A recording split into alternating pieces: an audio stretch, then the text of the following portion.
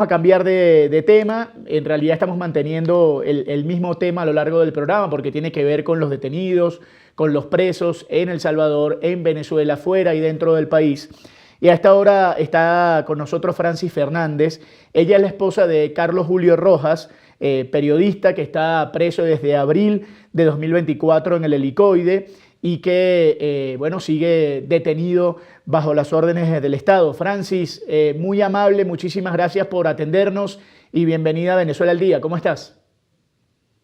Muy buenas tardes. Gracias a ustedes por invitarme a la entrevista. Dentro de Francis, todo, sí, bien. lo primero que te quiero preguntar es, ¿qué sabes de Carlos Julio? Es decir, ¿qué noticias tienes? ¿Cuándo fue la última vez que supiste algo? Y si sabes, ¿cómo es su condición? Sí, bueno, mira, información no he tenido los últimos 8 días. El día martes yo fui al Helicoide luego de haber hecho una denuncia donde Carlos Julio estaba ausente en el sentido de que ya había pasado 2 semanas, bueno, una semana, ya con estas son 3 semanas, donde no tiene comunicación con su familia. No, nada de llamada, nada de visita. Eh, Fui al helicoide el día martes, me dieron una fe de vida de 5 minutos. Solo pude verlo, eh, estaba un poco, no lo vi bien, realmente yo no vi bien a Carlos Julio. Estaba como molesto, tenía un mono, un suéter, o sea que yo no tuve privacidad con Carlos Julio, no supe de su propia boca qué fue lo que sucedió. Le pregunto al subdirector saliente del SEBIN qué pasó y su respuesta fue no sé. Así como fue con todos los funcionarios. Yo entré al SEBIN de una manera atípica y salí de una manera atípica.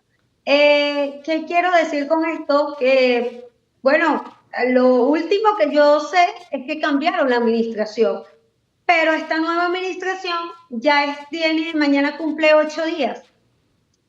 Y pues todavía sigo sin tener información de Carlos Julio, sigo sin tener la llamada y sigo sin tener la visita. Sí estoy preocupada por él porque me enteré como todos a través de un tuit de que lo habían, después de esos 5 minutos que estuve con él, lo habían llevado a una celda de castigo.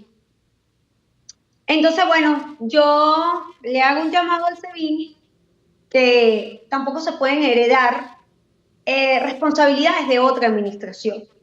El deber de ellos es restituirle las visitas a Carlos Julio y la llamada.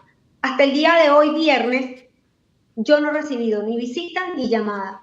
Y se envía todos los días la comida al helicoide, porque a Carlos Julio le reciben la comida.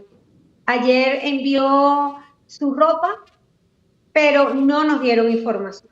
Lo que nos dicen es que esperemos la llamada, pero ya ha transcurrido, o mejor dicho, en el transcurso de toda esta semana, pues ya hoy es viernes y la llamada no la he hecho. No sabemos cómo está, no sabemos a qué se debe esta ausencia de información. Repito, solamente tuve 5 minutos con él, donde solo me pudo decir que su tensión baja estaba por encima de 100. Fue todo lo que me pudo decir. De resto, más nada. Luego salí de allí, luego le hago nuevamente la pregunta al director del SEBIN, que me contestó que no sabe. Entonces, bueno, imagínate, si el subdirector no sabe, ¿quién sabe? O sea, ¿en manos de quién están los presos políticos? Y esto sí hago de una manera más de reflexionar a las autoridades venezolanas. Porque un preso político, hoy en día en Venezuela, no es responsabilidad del SEBIN. El SEBIN lo custodia, pero es responsabilidad del Estado. La vida de ese preso político es responsabilidad del Estado. Y ellos tienen que prever que estos presos políticos estén bien de salud, estén bien allá adentro. Fíjate que esto se da, o esta ausencia, o esta falta de comunicación, se da por una situación que también es atípica, porque fue una confrontación que hubo dentro de la celda, donde dos presos políticos atacaron a Carlos Julio, que son presos políticos porque están allí por razones de la situación que estamos viviendo actualmente, pero en realidad no son políticos, como es el caso de uno de ellos. que es el chofer de un preso político que sí es un señor de la política, con todo respeto, no voy a decir el nombre, pero es el chofer y está con Carlos Julio ahí y lo agredió. Pero lo malo de esta situación es que el castigo se lo dan a Carlos Julio.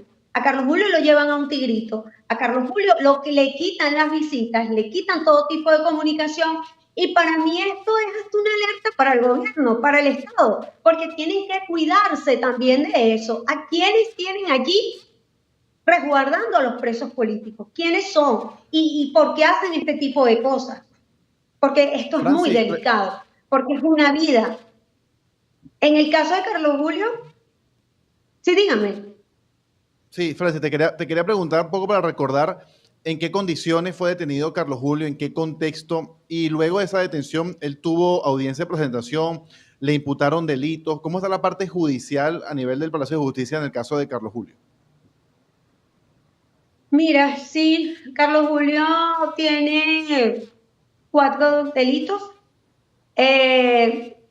Tiene terrorismo, asociación para delinquir, magnicidio en grado de tentativa y instigación al odio. A él se lo llevan el 15 de abril del 2024. Yo estaba con él. Íbamos caminando, saliendo de la residencia, cuando de repente nos aparecen 3 hombres vestidos de negro con su cara tapada. Y bueno, lo obligan a subirlo, lo obligaron a que se subiera en una camioneta y se lo llevaron. Carlos Julio hoy cumple ya 14 meses en el helicoide, donde todos sus derechos han sido violados, pero aún estando presos se les siguen violando.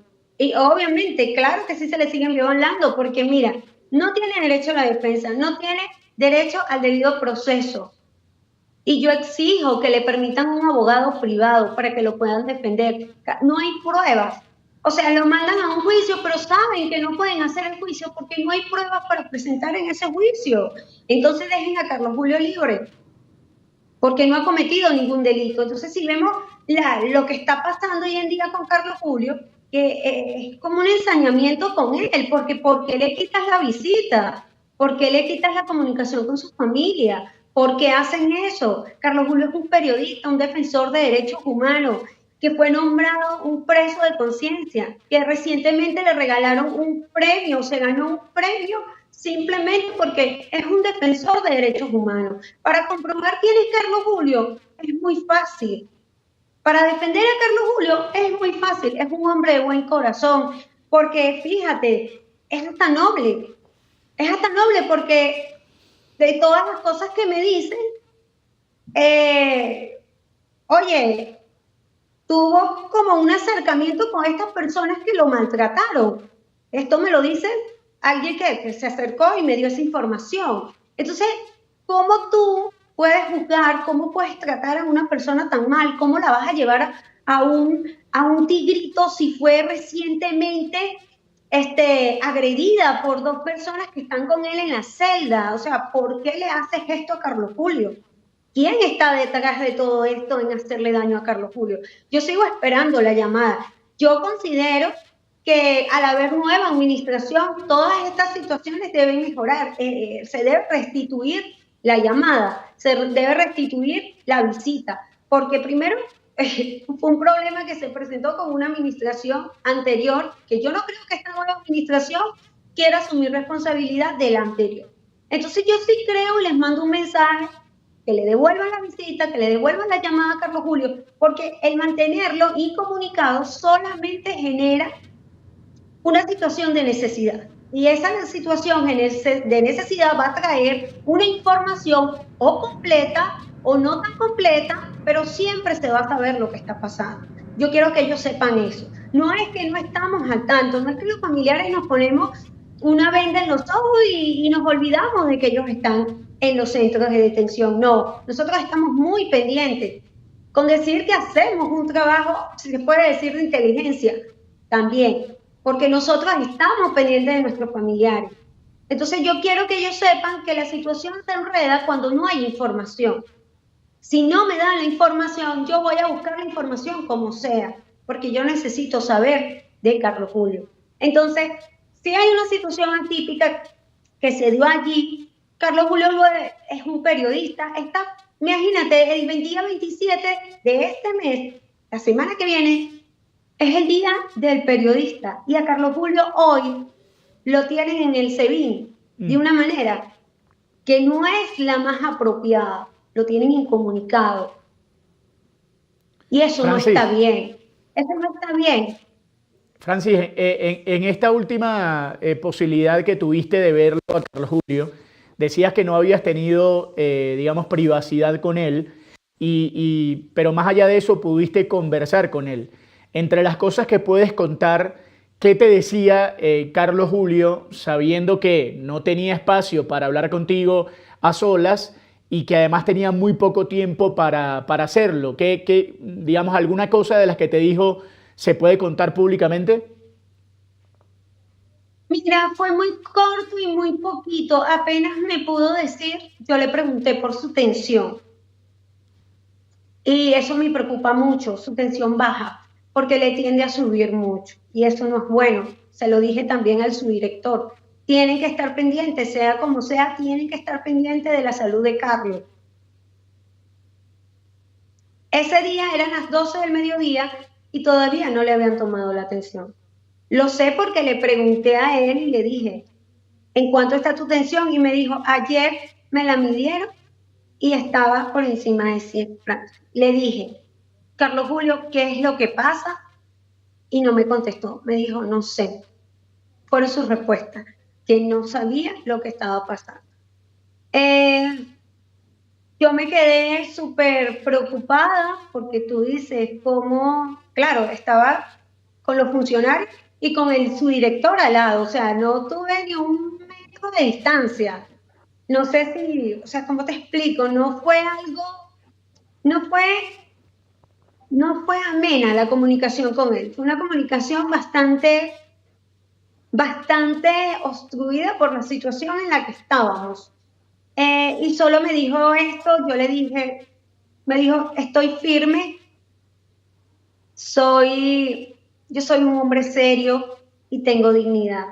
Yo le contesté, así es, Carlos, así te quiero. Tu dignidad te hará libre, Carlos Julio.